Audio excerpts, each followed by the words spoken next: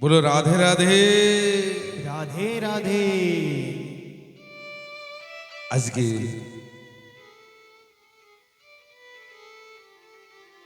শ্রবণ কুমারী তিনি তার অন্ধ মাতা পিতাকে নিয়ে চলেছে। আর কোথায় প্রবেশ করেছে?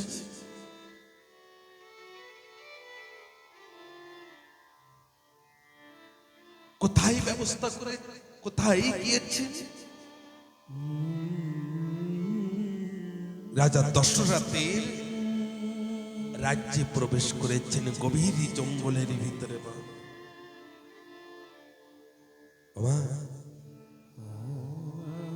আজ যে সময় গভীর জঙ্গলের ভিতরে প্রবেশ করেছেন,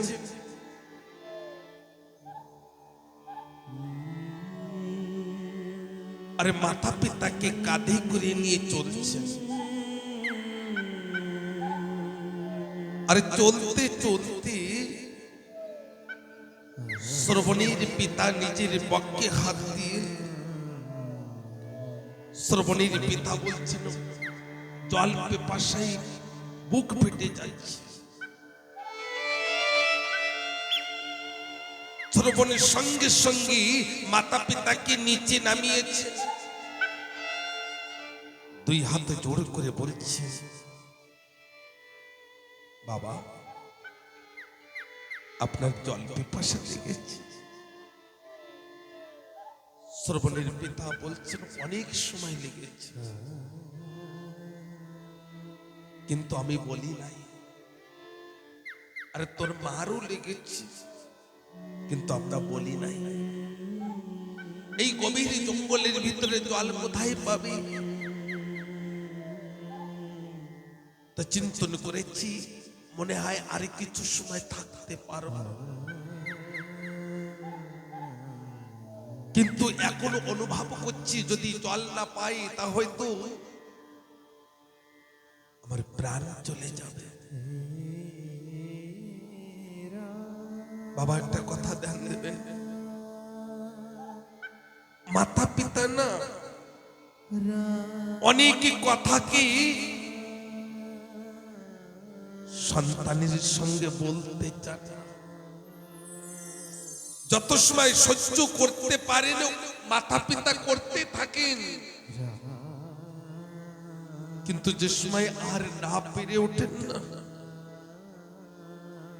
তখনই সন্তানের সম্মুখে তুলে ধরেন। আজকের শ্রবণে তিনি কি করেছেন? মেটে কলসি নিয়ে ছুটে বেড়াচ্ছেন জঙ্গলের ভিতরে, কোথায় জল পাওয়া যায়। এদিকে ওই জঙ্গলের ভিতরে, বনের ভিতরে মৃগ শিকারে এসেছেন রাজা দশরথ। আর মৃগ শিকারে এসে কোথাও মৃগ পাচ্ছেন না খোঁজ করে, তাই একটি গাছের আড়ালে চুপ করে বসে আছেন। সম্মুখে সরোবর, সম্মুখে বিশাল বড় পুকুর। যেই পুকুরে মৃগতে জল পান করবে, আর রাজা দশরথের কাছে একটি শব্দবেদী বাণ ছিল, মানে যেখানে শব্দ হবে মন্ত্র স্থপতি করে ওই বাণকে ছেড়ে দেবেন, আর সেখানে গিয়ে ওই বাণ প্রবেশ করবে। আর শ্রবণে তিনি দেখছেন একটি সুন্দর সরোবর। আর শ্রবণে কি করলেন? ওই কলসি দিয়ে উপরের ময়লা জলকে সরিয়ে দিচ্ছেন। আর সরিয়ে যে সময় কলসিতে জল ভরছে, সেই সময় জল, ওই জলের শব্দ পাচ্ছে রাজা দশরথ। আর ধনুষে ওই মন্ত্র শব্দবেদী বাণ ধরে মন্ত্র স্থপতি করে ছেড়ে দিয়েছেন। আরে ছেড়ে দিয়েছেন তা যে লেগেছেন ওই শ্রবণের পক্ষে। আর শ্রবণে তিনি উচ্চ স্বরে বলছেন বাবা,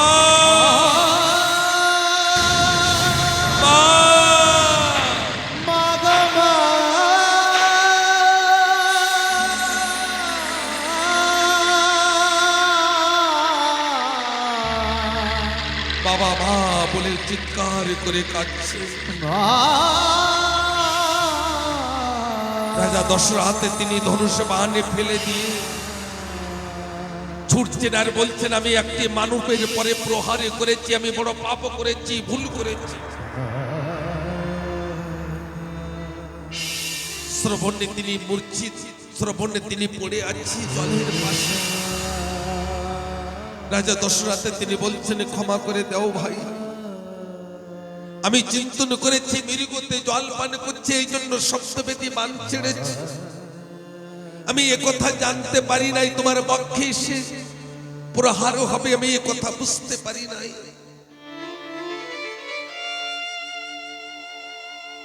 শ্রবণ বলছেন, তুমি কে? দশরথ বলছেন, আমি এই রাজ্যের রাজা, আমার নাম রাজা দশরথ। শ্রবণ বলছেন, কষ্ট পেও না রাজা মশাই, আমার মনে হয় এই পর্যন্তই আমার সময় ছিল, তাই আমাকে যেতে হবে। রাজা মশাই, এই মানবের সব ইচ্ছা তো পূর্ণ হয় না, কিন্তু আমার একটি কাজ আপনি পূর্ণ করবেন। আপনি তো রাজা মশাই, আপনি আমার একটি কাজ করে দেবেন রাজা মশাই। রাজা দশরথ বলছেন, সব কাজ করব, আমি প্রতিজ্ঞা করছি, তুমি যেন শরীরে ছেড়ো না। তুমি বলো কি কাজ করতে হবে, আমি সেই দায়িত্ব নেব। বলো কি কাজ? এখান থেকে একটু উপরে যে এলাম, জঙ্গলের ভিতরে আমার অন্ধ মাতা পিতা আছে, আমি আমার অন্ধ মাতা পিতাকে নিত্য দর্শন করিতে নিয়ে যাচ্ছিলাম, কিন্তু মনে হয় আর যেতে পারবো না রাজা মশাই। আপনি এক কাজ করুন, আপনার কাছে তো রথ আছে না, ওই রথে বসিয়ে আমার মাতা পিতাকে নিত্য দর্শন করিয়ে দেন রাজা মশাই। রাজা মশাই বলছেন, আমি প্রতিজ্ঞা করছি করিয়ে দেবো, কিন্তু তুমি শরীরের জন্য ছেড়ো না। দুই হাতে জোর করে শ্রবণ বলছেন, আরেকটি কাজ করবেন। রাজা মশাই বলছেন, করবো। রাজা দশরথ বলছেন, করবো, বলো।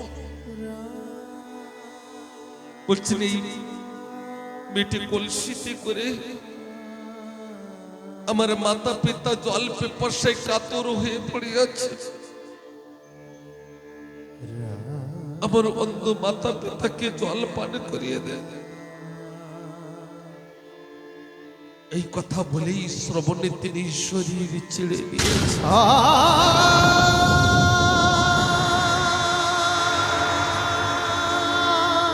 রাজা মশাই জলের কলসি হাতে নিয়ে ওই বনের ভিতরে ওই শ্রবণের পিতা অন্ধ মাতা পিতার দিকে যাচ্ছে। এমন সময় শ্রবণের পিতা বলছেন, নিজের অন্ধ স্ত্রীকে বলছেন, শুনেছ? স্ত্রী বলছেন, কি হয়েছে বলো। এই যে পায়ের শব্দ না, এ কোনো জীব জন্তুর পায়ের শব্দ নয়, এ কোনো মানবের পায়ের শব্দ। কিন্তু আমার শ্রবণের পায়ের শব্দ নয়। ওমা, মাতা পিতা যদি সন্তানকে দেখতে নাও পান, তা ওই পায়ের শব্দেই বুঝতে পারেনি আমার সন্তান ছিলেন।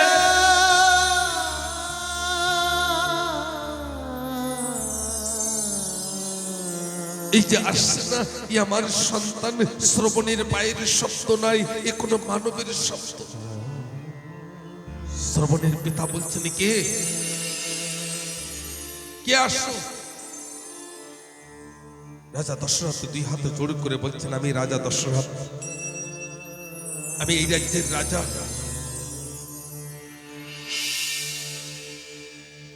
একটি কথা বলবো মা,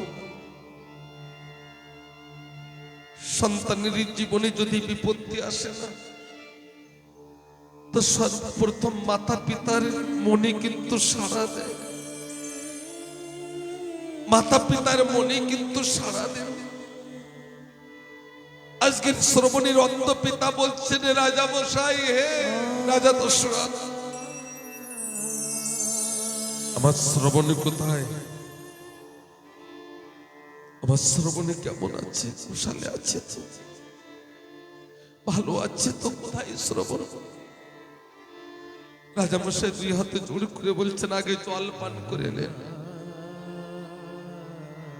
শ্রবণের পিতা বলছেন, যদি আমার প্রাণও চলে যায়, আমাদের দুইজনের প্রাণও চলে যায়, তা আমরা জল অত জলদি পান করব না। সর্বপ্রথম বলো আমার সন্তান শ্রবণে কোথায়? রাজামশাই দুই হাতে জোড় করে বলছেন, আমি বুঝতে পারি নাই, সরোবরে শ্রবণে জল ভুগছে। আমি গাছের আড়ালে দাঁড়িয়েছিলাম, আমি চিন্তন করেছি মৃগতে জল পান করছে, তাই আমি সপ্তবেদী পান ছেড়ে দিয়েছি। আর সেই পান যে শ্রবণের পক্ষে লেগেছে। আর যে সময় পক্ষে লেগেছে, শ্রবণে যে সময় বাবা মা বলে চিৎকার করে কাঁদছে, আমি তখন বুঝতে পেরেছি আমি কোন মানবের পরে প্রহার করেছি।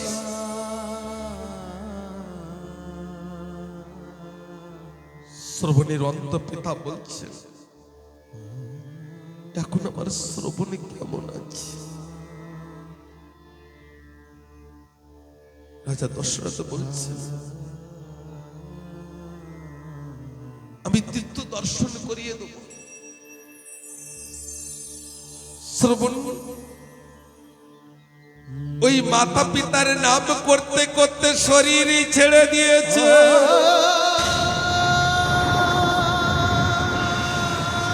আমি ভুল করেছি, আমি পাপ করেছি।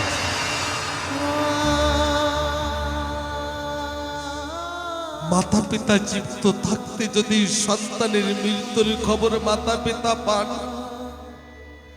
কত কষ্ট, কত যন্ত্রণা, যে মাতা পিতার সন্তানে চলে যান তিনি জানতে পারেন। শ্রবণ করে বলে বেপর হয়ে কাঁদছেন আজকে শ্রবণের পিতা মাতা পিতা। আর এদিকে রাজা দশরথ বলছেন, আমাকে ক্ষমা করে দিন। শ্রবণের অন্ধ মাতা পিতা, শ্রবণের পিতা বলছেন, দশরথ, ওরে তোর পুত্র নাই, তুই কি বুঝবি পুত্র শোক? আমাদেরকে এই তীর্থ দর্শন করিয়ে দেবে, কে আমাদের লালন পালন করবে? কার জন্য এই ধরা দেবে জীবিত থাকবো? কার জন্য জীবিত থাকবো? ধরা দেবে কে আমাদের লালন পালন করবে? হে রাজা দশরথ,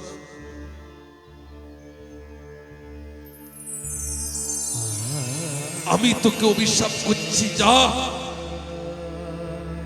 তোর ঘরে 4 পুত্র থাকতে তুই পুত্র সঙ্গে শরীর ছেড়ে দিবি। 4 পুত্র ঘরে থাকতে 1 পুত্রের হাতে তুই জল পাবি না। আর তোর ওই পার্থিব শরীরে বাসি মারা হবে, যা তোকে অভিশাপ করে দিয়েছে। আর তুই হাত উঁচু করে বলছেন, শ্রবণে রে দাঁড়া বাবা, আসছি। এই বলেই শ্রবণের পিতা তিনি শরীর ছেড়ে দিয়েছে। শ্রবণের মা শ্রবণের পিতার অঙ্গে হাত দিয়ে বলছেন, ওগো কথা বলছেন না কেন? কথা বলতে বলতে আপনি কথা বন্ধ কেন করে দিয়েছেন? শ্রবণের মা বুঝতে পেরেছেন শ্রবণের পিতা শরীর ছেড়ে দিয়ে আর বলছেন শ্রবণ নাই, স্বামী নাই, এই শরীর রেখে কি লাভ? শ্রবণের মা ওই শ্রবণের অন্ধ পিতার বক্ষের পরে মস্তক রেখে শরীর ছেড়ে দিয়েছেন। মা